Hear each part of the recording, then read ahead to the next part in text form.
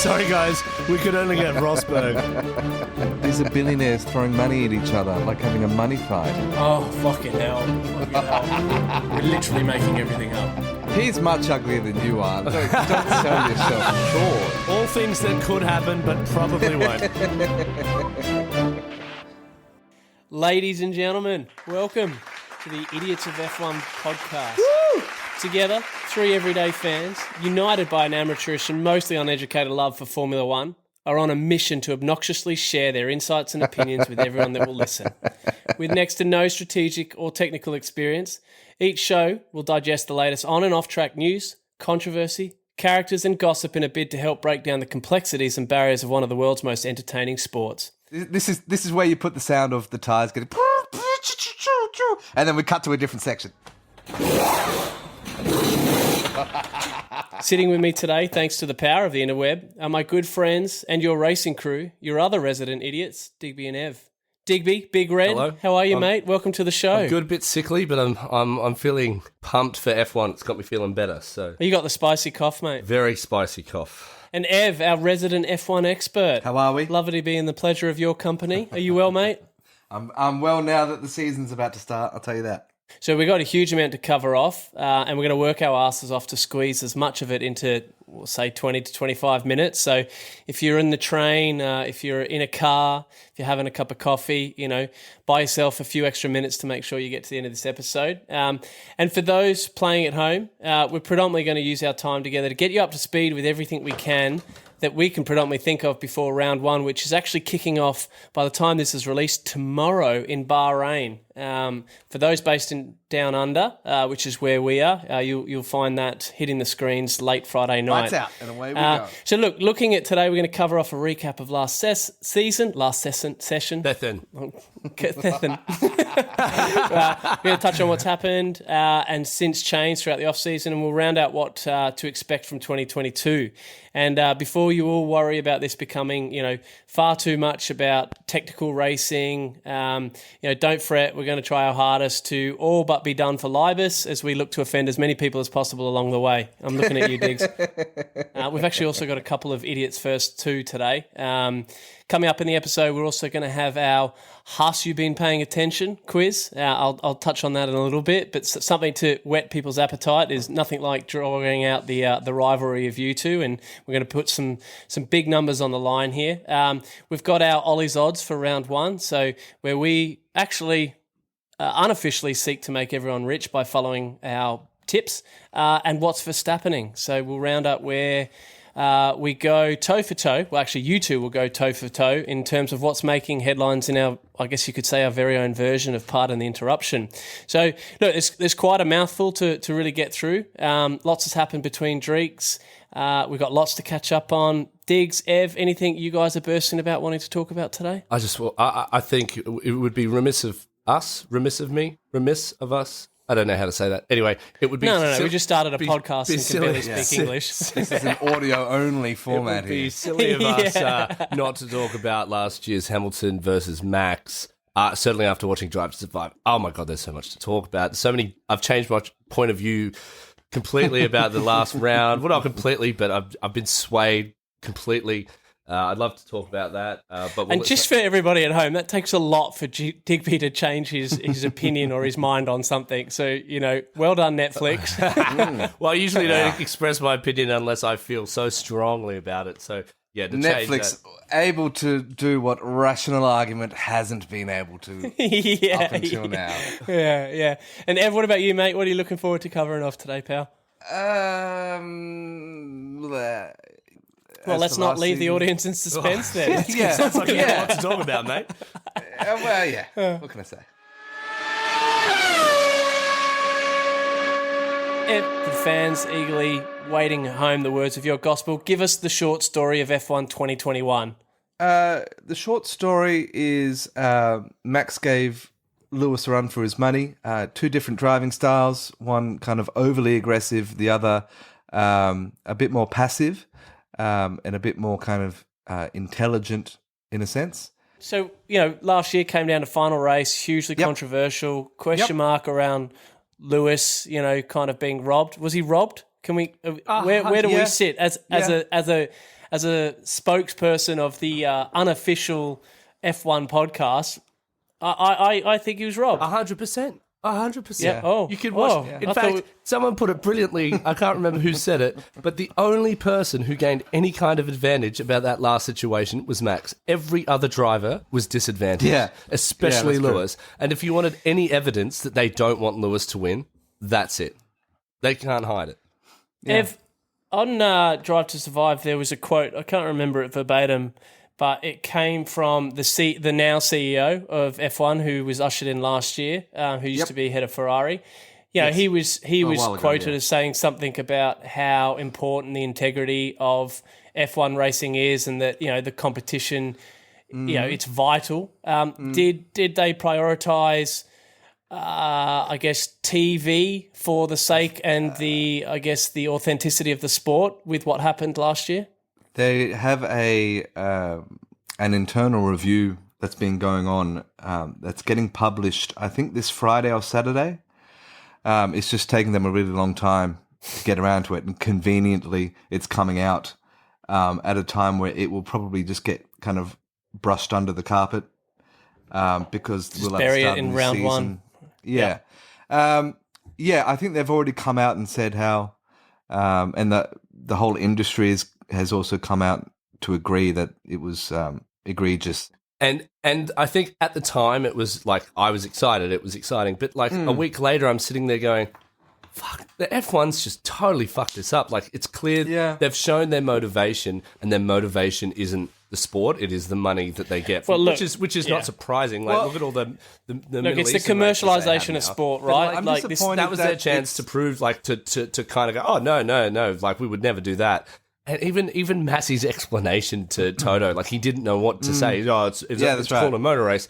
I don't think it was Massey's fault. I think he was told what to do.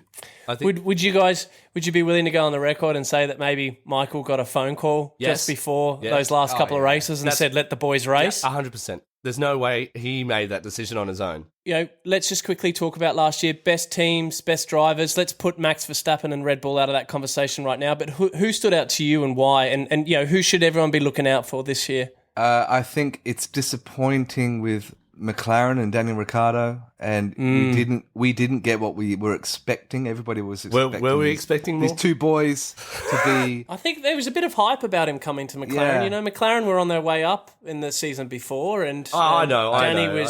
Danny was driving okay for Renault. Ferrari consolidated and did really well.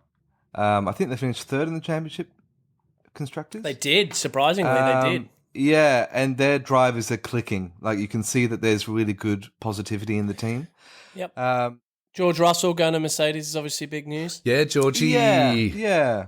I always think he's a bit bland. Oh, really? I like him. There you go. There's a hot take for you. He's bland. Yeah. He's my there favourite you driver. Go. I can see it on the back of the Daily Mail George tomorrow. Russell, a little Evan boring. Locke calls Russell boring. Yeah. I mean, I'm sure you're not the only person who thinks by that. I'm not saying I think he's just a very to the point, confident, nice guy. But he's a phenomenal driver, and he gets a bit emotional. He shows his true colours, which I think is lovely. Yeah. And I think he's going to destroy it, Mercedes.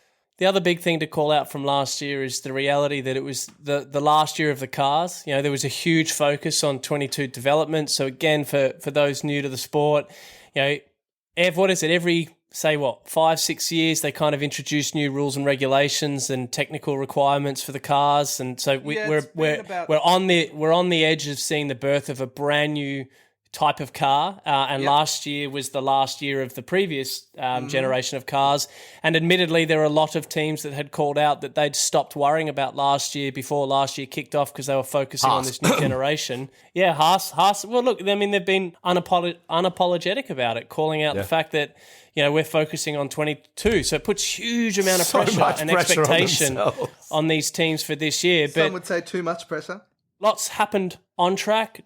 Huge amount of stuff happened off track. Digz, anything from 21 that you want to call out? I know, obviously, you're very outspoken about kind of Lewis Hamilton off track. You know, obviously the return of the Schumacher name. You've been quite a big fan of. Mazepin, I'm genuinely going to miss how shit he is. R.I.P. R.I.P. Big fella. But understandably, he's gone, and I think it's good that he's gone. I like. So let's give a bit of background to that. So obviously, a lot of the racetracks aren't allowing the Russian drivers, and Haas basically have no choice but to find another driver. But in saying that, they've done the right move, and they've gotten rid of. Is it Uralkali? Is their sponsor? Yeah, and they've had to take that away. The world's biggest fertilizer company. Yeah, and what a surprise! Suddenly, the car colours are no longer red, white, and blue. Moving ahead, as I said, there's a fair amount of rivalry between the two of you, mostly in a good way. However, I've bared witness to a few heated exchanges over the years. So I figured we'd actually leverage that competitive frustration. All right. And moving forward in each episode, I'm going to have you two battle it out against each other for a good cause. Now, you won't know about this, so I'm going to drop it on you now, but entering stage left is Haas, you've been paying attention. So this is our idiots quiz, where each episode I'll throw you both a number of questions, and across the entire season I'm going to keep tally of each episode's winner. And come the end of the season, the loser is going to donate $500 to a charity of the winner's choice. Oh, right? wow. So we're putting stuff on the line here, okay, lads? Oh, this is amazing. So on that, Digz, I'm putting you on the spot, but if you were to win, who are you going to make Ev donate to? Oh, man. Who's your charity of choice?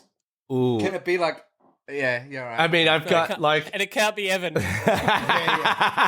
My charity of choice is the Evan Locke Foundation. Any amount, $1 will go a long way. Listeners, would go a long way to help Evan survive each day. Just $1 a day. That's not even a cup of coffee. Buy me a fish and I'll eat for a day, but teach me to fish. And he's still... And you go on holiday. And that would be really nice. That would be a nice thing for you to do. Look, if I'm put on the spot, charity, one charity that we do a lot for anyway during the year is the Westmead Children's Hospital. So that, lovely, which is for our listeners around the world, is a wonderful hospital out in the western suburbs of Sydney, New South Wales.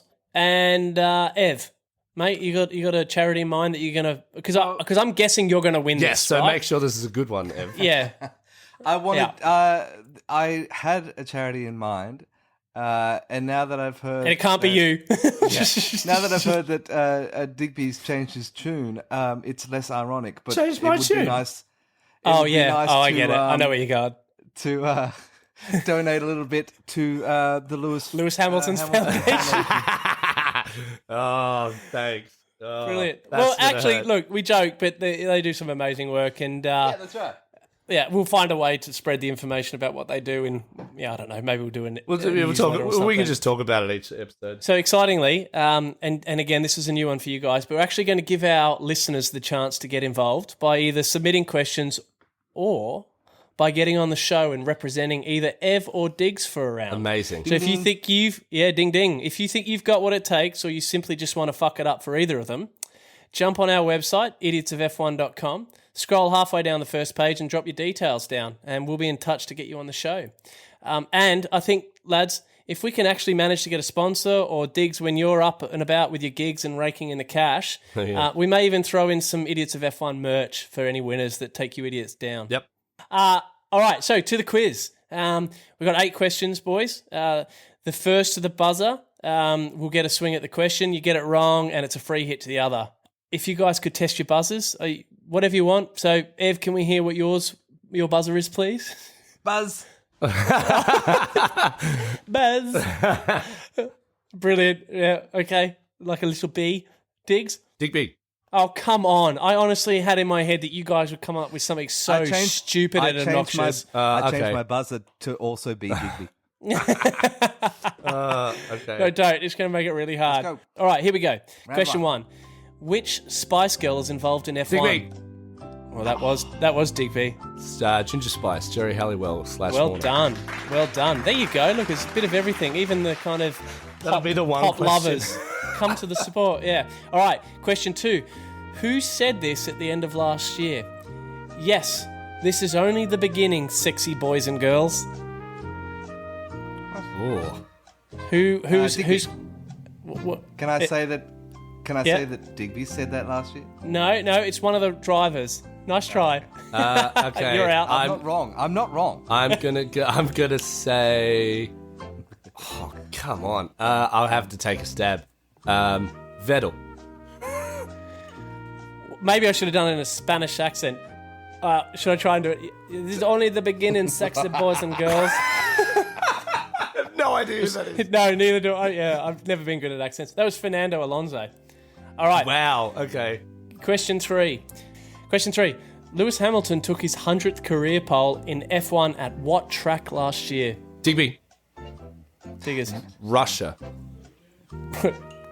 Contextually relevant, but wrong. Damn it. He didn't get pole there, did he? Did he get pole? Was he going for it there? I can't remember. What you got? I can't remember. Well, it's quite linked to the previous question. It's actually Spain. Ugh. All right, so those keeping count at home, with 3 questions in and 1 right for Digby. Question 4. How much is George Russell's new contract with Mercedes worth per year? Oh, shit. Oh, man. I mean, I don't know, so I'm going to take a stab at it. Digby. You got to call out your buzzer. Yeah, Digby. there you go. What you got? Per year or in total? Per year. 5 million per year. Well, I'm not even going to go to Ev. That was bang on, right. Damn. Well done. Just on that, you know Lewis's contract is worth $35 million a year. Question 5, 2-0. Ev, you got to get these, mate. Who recently purchased their own private jet? Digby. Damn. Max Verstappen. Yes! You're in the game, Ev. Well done, mate. There you go. Is it called Air Force Number 1? Loser. Oh, very good. Here we go. Can't wait to get you going about that one. Yeah. All right. Question 6. Who was responsible for this radio message during a race last year? Ready? Why the fuck does no one listen to me when I say Digby. it's going to be a two-stopper? Digby. Bottas. What you got? Yeah, well done. Well done. You. Bottas showing a bit of emotion. I love All right. Bottas. Question 7. Ev, you get these last 2 right and you can tie it up, mate, and then we go to a shoot-off. Question 7. How many drivers' fathers are billionaires? Digby. Yes, Ev. 2. Well done. Yeah. Here we go. Question 8. This one will test you. How many races did Mazepin retire or withdraw from last year? Digby. 9. Wrong. I'm going to say something like 15. That was my second guess. What? 15 out of 22? Yeah. No, it was He 6, retired boys. a lot. It was 6, including being withdrawn from the last race of the year with COVID. That seems So really there you low. go, That ladies and seems gentlemen. really low. Ladies and Yeah, gentlemen, our yeah. winner of Half You Been Paying Attention for week 1 is Digby. Yeah. 3-2. There you go. All right, we're on here. So remember, if you want to get on the show and have a crack, simply get in touch and we'll get you on the show. Diggs, you get fairly excited about the teams and the drivers, particularly with what goes on off track and the Yes. audacity of some of the personalities. Give us a rundown of the teams for the year.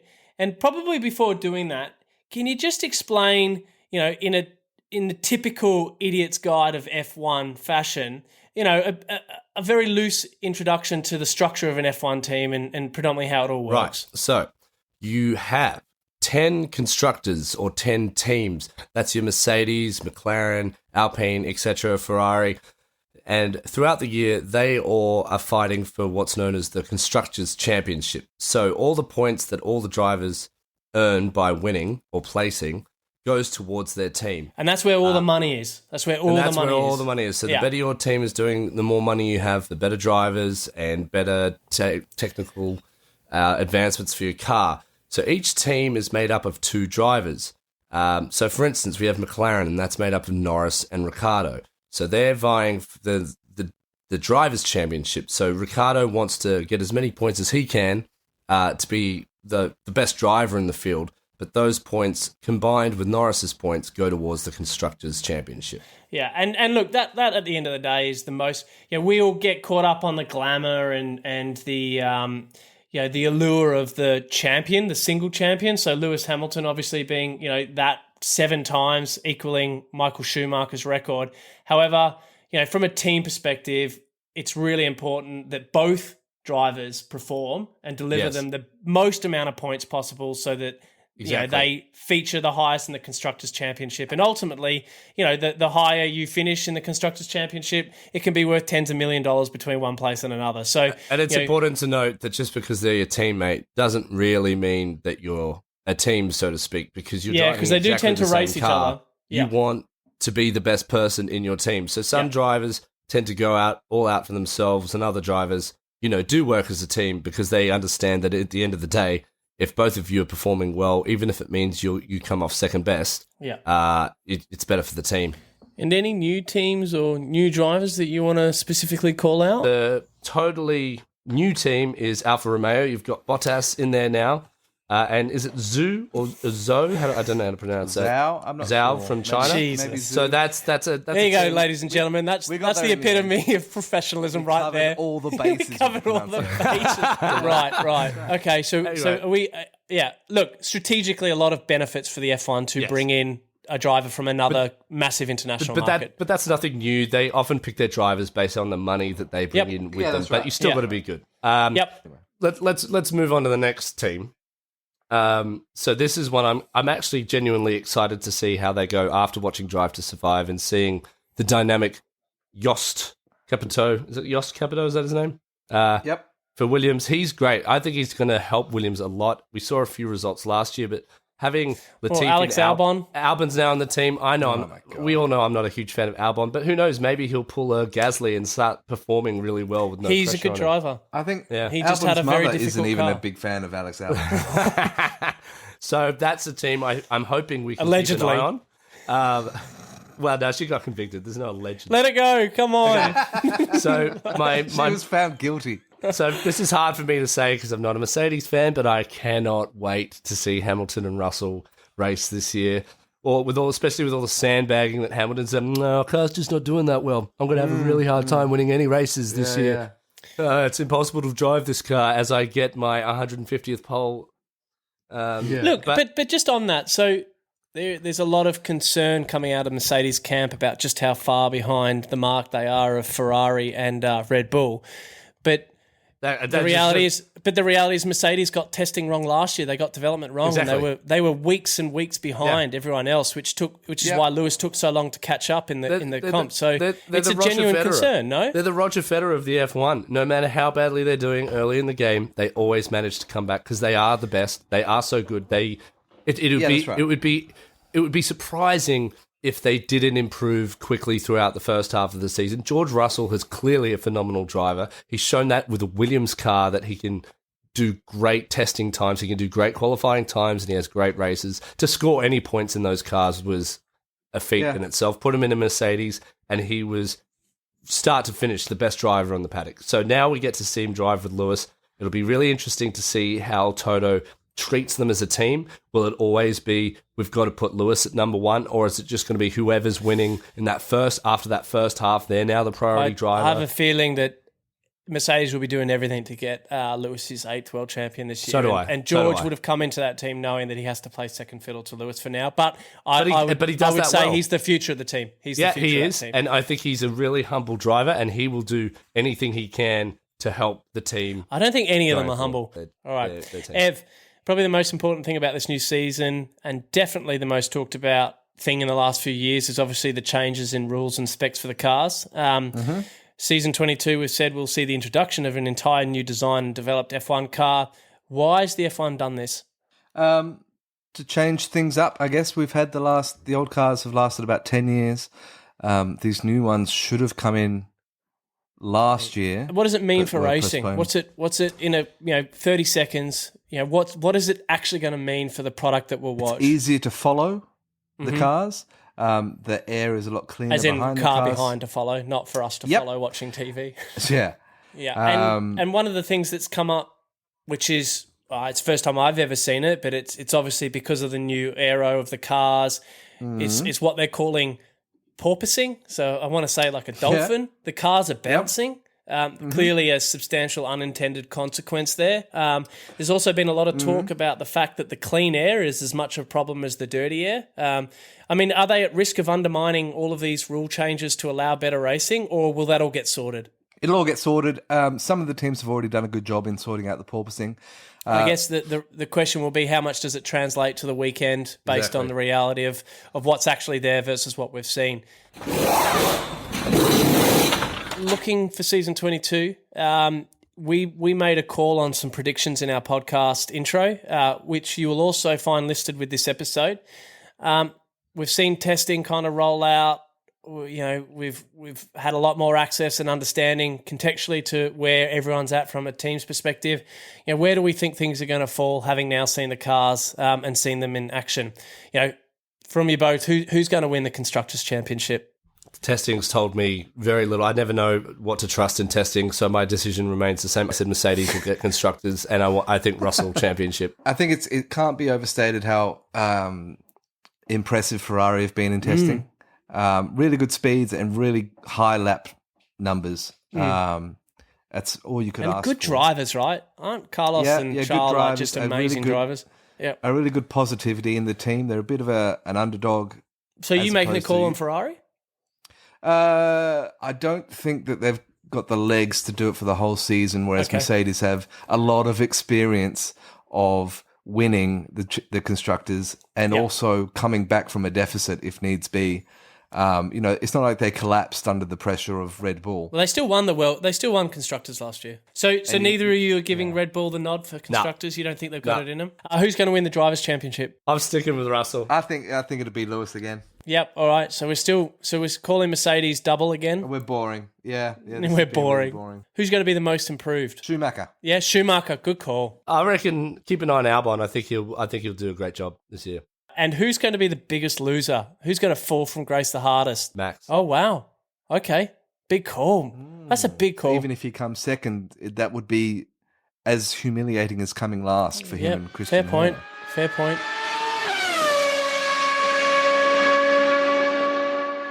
Moving forward, looking at this weekend, a segment that will frequent each episode. I'm going to get out my crystal balls. I said crystal, Digz, calm down, and throw out a few predictions here. In terms of Ollie's odds, really.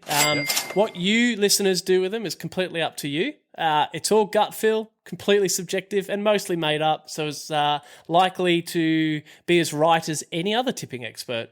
So looking at Bahrain this weekend, did you know this is a track that Lewis has won at 5 times, including the last 3? So he's pretty dominant on here. And one which is fair to say somewhat synonymous with its own share of controversy, human rights abuse. Allegedly. Stop saying allegedly. Allegedly. But I'm tipping a Charles Leclerc victory. Wow, okay. Yep. Nice. And here's another bit of trivia for you lads, albeit due to cultural trivia. No. I'm about to give you one. The cultural sensitivities. He will not be spraying champagne on anyone when he does. Ev, did you know that they actually use non-alcoholic rose water to spray at the Middle Eastern? I didn't know that. That's ridiculous. Oh, okay. Fuck you. In terms of the rest of the podium, I reckon standing up there with him spraying the rose water will be Max and Lewis. And I think if you're looking for the rest of the top 10 gap fillers, I think you're definitely going to find George Russell in there. I think you will see the 2 McLarens in there of Lando Norris and Danny Rick. Ferrari's Carlos Sainz. I think Checo Perez will be up there, and Gasly and Vettel to round it out. All right. Last but not least for today, gents, our very own quickfire round. What's Verstappening? We're at the end of each episode. We're going to smash out a couple of the big ticket items that we've not touched on, or in some instances which we've just skimmed across, and what we think is worth our listeners knowing. Max Verstappen new contract. He's just signed a $35 million a year contract, likely to end up earning more than Hamilton when you add up everything else. Do F1 drivers get paid too much money? I don't think they get paid too much money. It's an incredibly dangerous sport, and very few people in the world can do what they do. There's so much money involved in it. So many people watch it.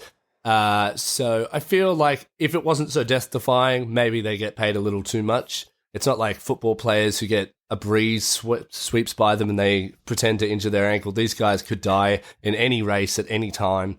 It's kind of on par. I mean, Lewis is kind of earning what Leo 40. Messi and Ronaldo makes. Yeah, okay. And it's a real global sport. geographically speaking. So yeah, maybe that's justified. I don't know. Horner versus Lewis. So since the end of last season and all the controversy surrounding Max, which we've spoken about a bit today, Red Bull have come out and publicly backed Michael Massey. Apparently it came out that Max actually sent him a text message. More recently, Ev's mate, Christian Horner was noted as suggesting that Mercedes passive-aggressively encouraged the FIA to fire Michael post the final race of the year. It was suggested that by Lewis going silent and potentially stepping away from the sport due to the outcome of the event, that it unfairly resulted in Massey losing his job. Thoughts, gents? I don't think Lewis is responsible for Massey losing his job. Of course, Red Bull are going to support him because if they don't, suddenly their championship delegitimizes it. Now, Lewis, I didn't even notice Lewis was gone. Everyone just kept talking about it. So everyone was creating this like passive aggression, I guess you could call what Horner called it, because they kept talking for Lewis. I think it's interesting that for all the people who love Max and hate Lewis not speaking is bigger news than anybody else. What anybody else has to say.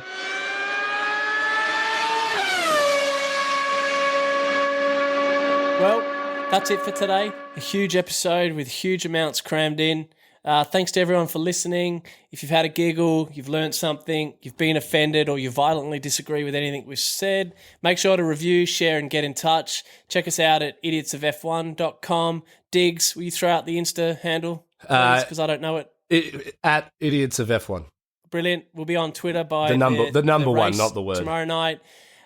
Tune in for round 1 kicking off tomorrow with round 2 in Saudi Arabia. We'll be back same time next week as we look back at all things from round 1 on and off track and tee up round 2. Until then, we are your idiots in racing. See you next time. Play the music, baby. Get us out of here. Bye.